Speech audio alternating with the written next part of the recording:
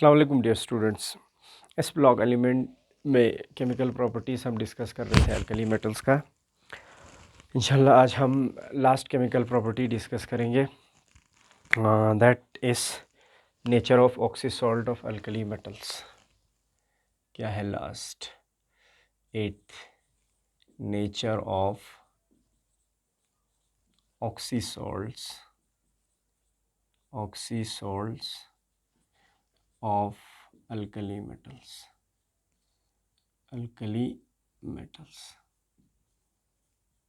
अब देखो,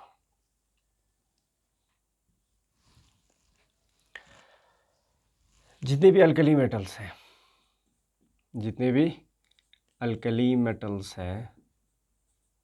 ठीक है ना, वो कंबाइन होता है किसके साथ? ऑक्सी एसिड्स के साथ। किसके साथ?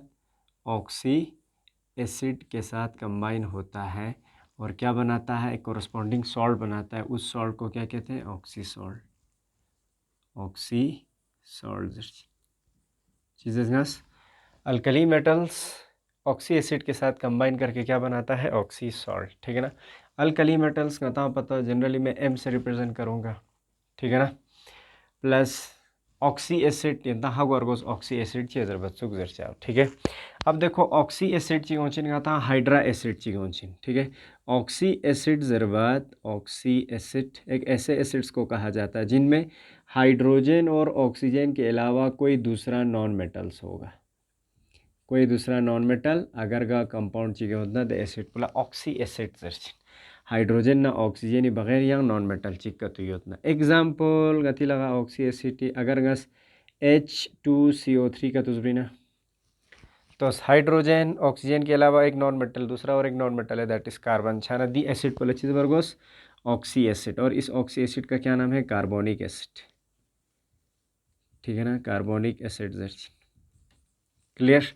यहाँ एग्जाम्पल चाहिए ऑक्सी एसिड H2SO4 है हमारे पास, ठीक है ना। क्या है H2SO4? अगेन ऑक्सी एसिड, क्यों? हाइड्रोजन और ऑक्सीजन के अलावा नॉन मेटल सल्फर है।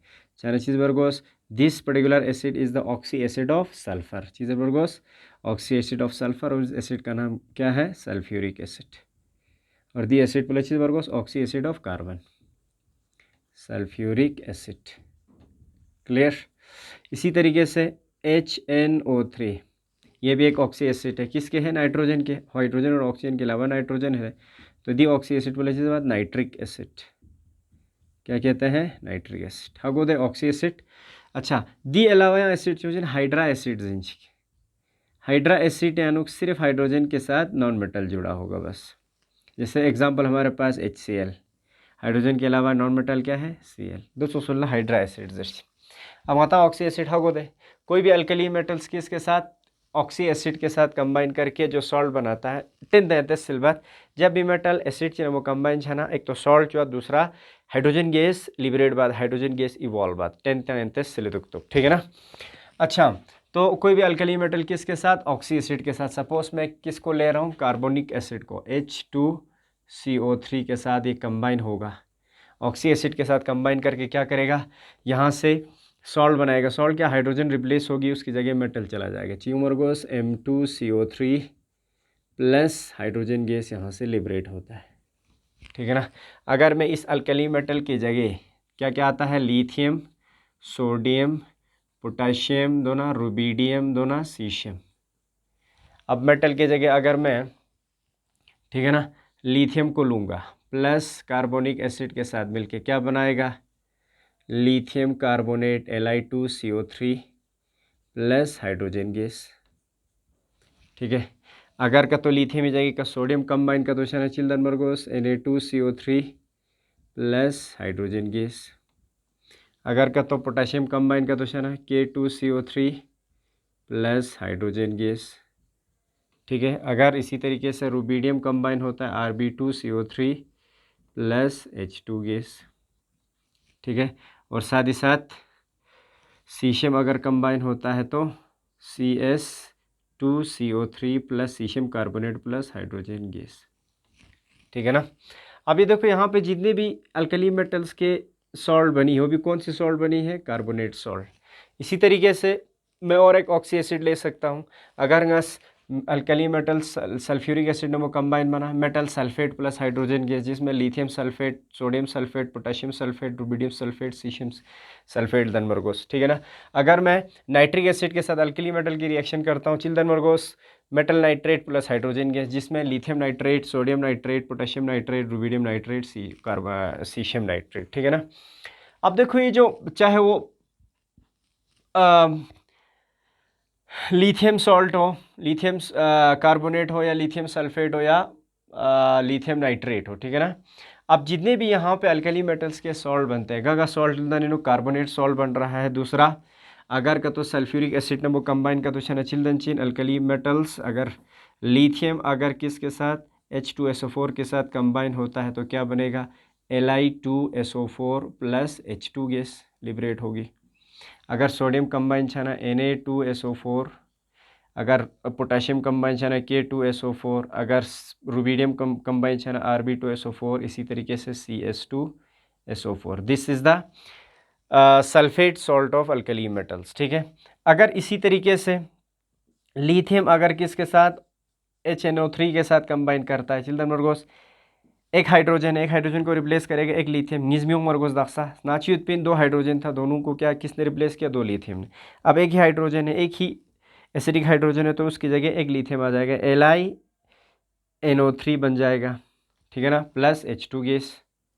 ठीक है। इसी तरीके से सोडियम कंबाइन छाना NaNO3 बन जाएगा, पोटेशियम कंबाइन छाना KNO3 दन मरगोस, रुबिडियम कंबाइन छाना RbNO3 दन मरगोस, सीशियम कंबाइन छाना CsNO3 दन मरगोस। So these are the different salts of alkali metals. ठीक है ना। अब ये से जो सारे सॉल्ट्स हैं इनमें से मैं किसको ले रहा हूँ, सबसे ऊपर वाले सॉल्ट को। किसको, देखो इधर, अगर मैं कार्बोनेट सॉल्ट की बात करूँ, शाबाश, लिथियम कार्बोनेट की बात आ गई। अगर मैं सल्फेट सॉल्ट की बात करूँ, लिथियम सल्फेट की बात आ गई। अगर मैं किसकी बात करूँ, नाइट्रेट सॉल्ट की बात करूँ, LiNO3 nitrate salt of lithium. ठीक है ना। सिर्फ और सिर्फ लिथियम सॉल्ट को छोड़ के इनमें जितने भी सॉल्ट्स बनी है, लिथियम सॉल्ट को छोड़ के बाकी जितने भी सॉल्ट्स हैं, लिथियम सॉल्ट पूरे जो अल्कली मेटल के सॉल्ट्स है उन सब में एक एबनॉर्मल बिहेवियर दिखाता है। These salts behaves abnormally. What is this abnormal behavior? Lithium के जो सॉल्ट्स होंगे, बाकी जितने भी चाहे पोटेशियम को, रुबिडियम को, सीशियम को, उसके जितने भी चाहे कार्बोनेट सॉल्ट हो, सल्फेट हो, नाइट्रेट हो, वो एबनॉर्मली बिहेव नहीं करता। क्या मतलब है, देखो क्यों एबनॉर्मली बिहेव करता है, because of Li positive ion. Li positive ion का साइज क्या होता है, बहुत ज़्यादा छोटा होता है, स्मॉलेस्ट साइज। स्मॉलेस्ट साइज की वजह से क्या होता है, ये अनएक्सपेक्टेड वैल्यू रखता है किसका, लैटिस एनर्जी का। प्रीवियस क्लास एंड डिस्कस बस Li पॉजिटिव अपने काउंटर एनाइन के साथ बहुत ज़्यादा, अगर एनाइन छोटा होगा तो बहुत ज़्यादा एनर्जी रिलीज करता है। ठीक है ना। अब देखो एबनॉर्मल बिहेवियर के अपना आते आने वाले लेक्चर में डिस्कस बचिन एबनॉर्मल बिहेवियर चाहिए जर बात का तो जरना दो चौशिगिंदे। सपोज अगर मैं LiNa, पोटेशियम, रुबिडियम और सीशियम, ठीक है ना, ये सेकंड पीरियड के एलिमेंट है, पीरियोडिक टेबल है। ठीक है ना। कोई भी सेकंड पीरियड के एलिमेंट अपने रेस्पेक्टिव ग्रुप में एक एबनॉर्मल बिहेवियर दिखाता है।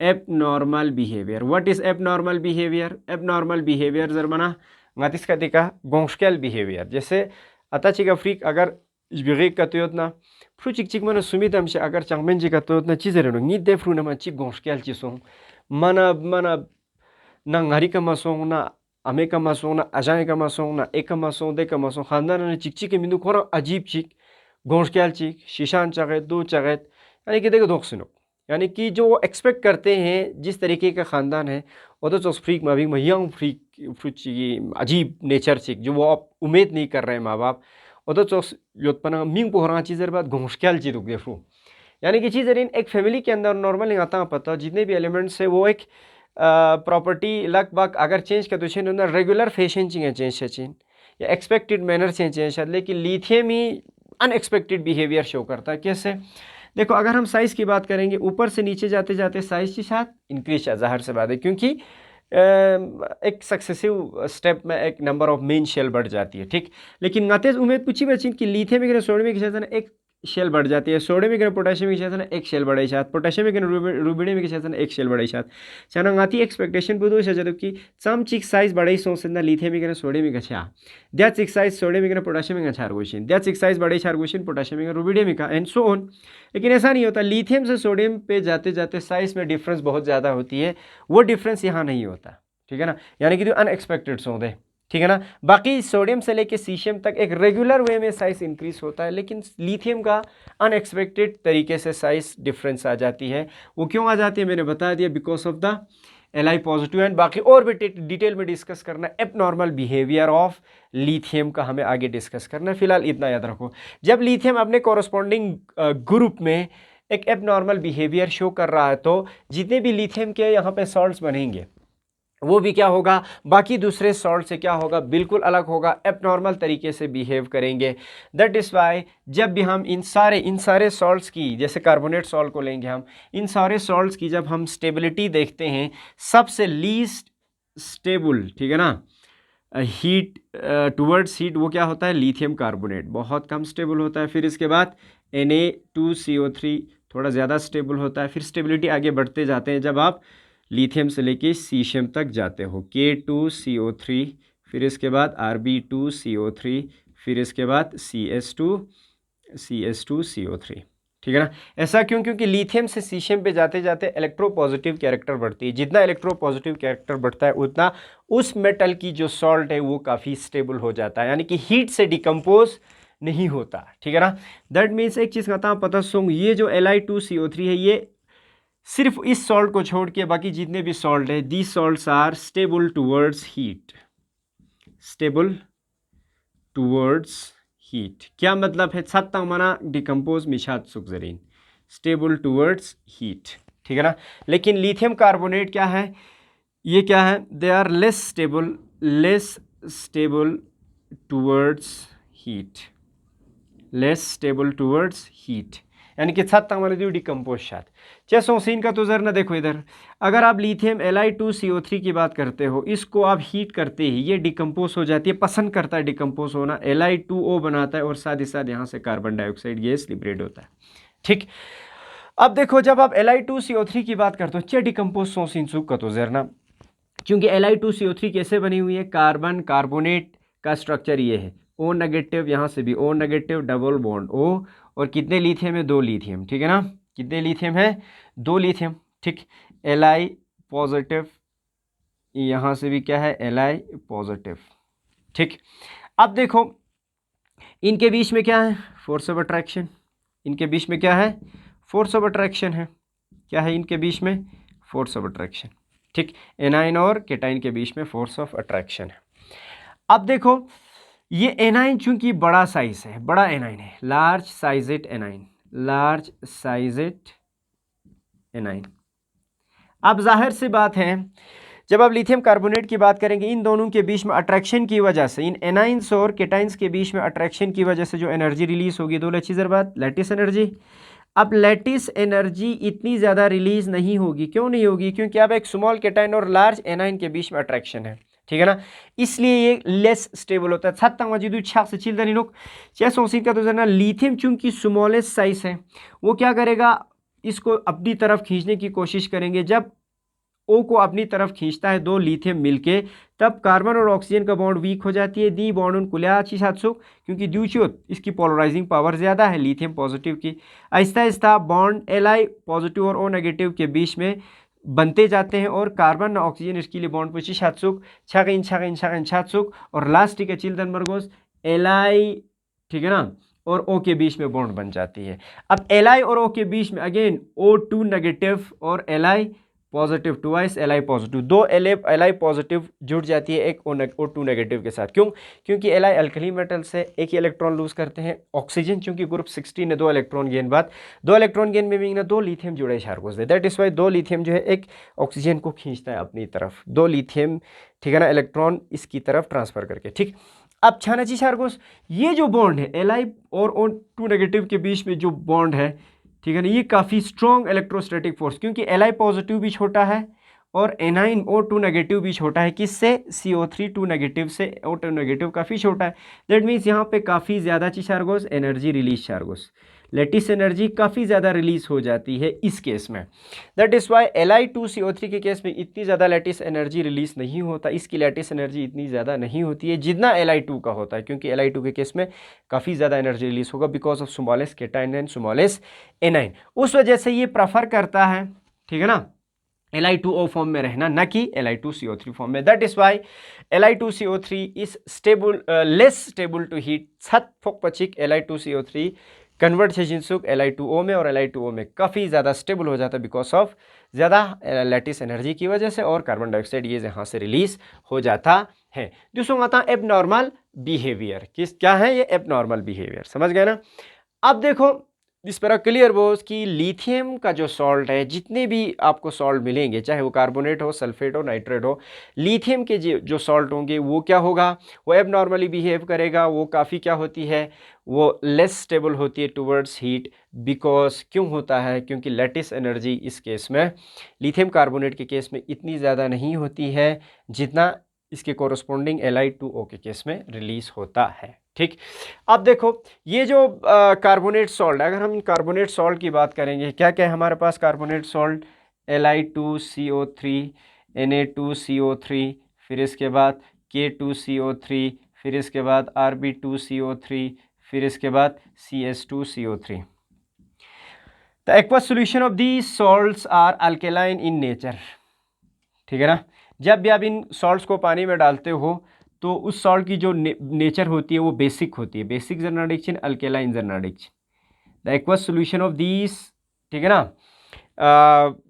Carbonate salts of alkali metals are alkaline. ऐसा क्यों है, क्योंकि ये सॉल्ट, जब भी आप सॉल्ट की बात करते हो, सॉल्ट कैसे बनता है, salt is always formed by the combination of acid and A base. ठीक है ना, आपने 10 में पढ़ा होगा। लेकिन 3 तरह के हमें सॉल्ट मिल सकते हैं। वो सॉल्ट या न्यूट्रल हो सकता है, वो सॉल्ट या एसिडिक सॉल्ट हो सकता है, वो सॉल्ट या न्यूट्रल बेसिक सॉल्ट हो सकता है। गा सॉल्ट को न्यूट्रल सॉल्ट हो जिनका जो है एक ऐसी सॉल्ट जो स्ट्रॉन्ग एसिड और स्ट्रॉन्ग बेस मिलके बनी होगी, वो हमेशा न्यूट्रल होगा। ठीक, अब देखो वो सॉल्ट जो एक स्ट्रॉन्ग बेस और एक वीक एसिड मिलके बना होगा, उस सॉल्ट का नेचर हमेशा बेसिक या अल्कलाइन होगी। और वो सॉल्ट जो एक स्ट्रॉन्ग एसिड और वीक बेस मिलके बनी होगी, और सॉल्ट को हमेशा चियोचिन एसिडिक सॉल्ट होचिन। अब आता पता दिखा दिस मैं यहाँ पे एक सपोज फॉर एग्जांपल Li2CO3 या कोई भी Li के जगह आप K2CO3 भी लिख सकते हैं, या आप Rb2CO3 भी लिख सकते हैं, CS2CO3 भी लिख सकते हैं। कोई अल्कली मेटल के कार्बोनेट सॉल्ट, इसको पानी में डालते ही H2O जो चीज़ रही H पॉजिटिव ना OH नेगेटिव, ठीक है ना, तो क्या होगी, यहाँ से इसके कॉरस्पॉन्डिंग एसिड और बेस हमें मिल जाएगा।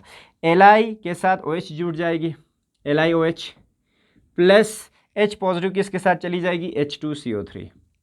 अब देखो ये जो सॉल्ट मेरे पास है लिथियम कार्बोनेट या कोई भी metal carbonate, alkali metal carbonate का सॉल्ट है LiOH। कोई भी alkali metal hydroxide strong base होता है, स्ट्रॉन्ग बेस, चाहे वो LiOH हो, चाहे वो KOH हो, NaOH हो, RbOH हो, CHOH हो, दी हाइड्रोक्साइड गामा चीन alkali metal hydroxide gamma strong है। ठीक है, देन उन्होंने आता है LiOH से सपोज।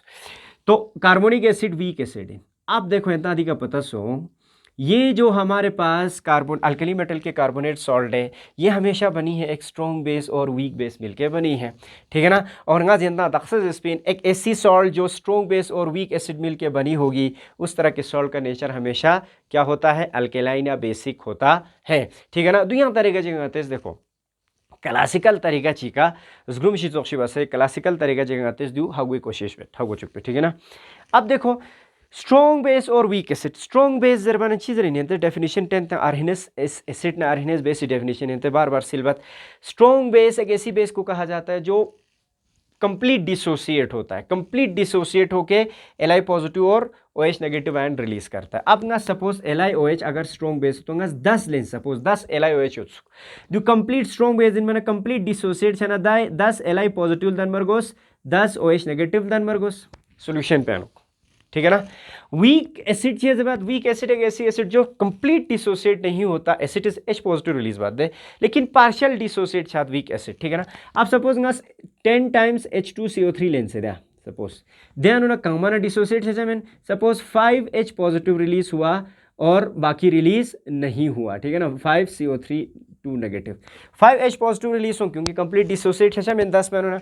अब देखो यहाँ से जो 5H पॉजिटिव है यहाँ से 5 OH नेगेटिव के साथ कंबाइन करके क्या बनाएगा 5 टाइम्स वाटर बनाएगा, ठीक। लेकिन एच तिक्पदियां some OH negative ion lose 5 OH negative ion अभी भी सोल्यूशन में है। सोल्यूशन में आता हूँ H पॉजिटिव मालूस बाकी सोल्यूशन पे चिलूस OH नेगेटिव आयन। जब भी सोल्यूशन में OH नेगेटिव आयन की कंसंट्रेशन होगी तो वो सोल्यूशन हमेशा क्या होगा बेसिक होगा या अल्केलाइन होगा। दैट इज वाई एक एसिड सॉल्ट जो हमेशा स्ट्रॉन्ग बेस और वीक एसिड मिल के बनी होगी उस तरह के सॉल्ट का नेचर हमेशा क्या होगा हमेशा अल्केलाइन होगा। That is why the alkali metal carbonates, ठीक है ना, एक्वस सॉल्यूशन में किस तरह का नेचर दिखाता है अल्केलाइन नेचर या बेसिक नेचर दिखाता है।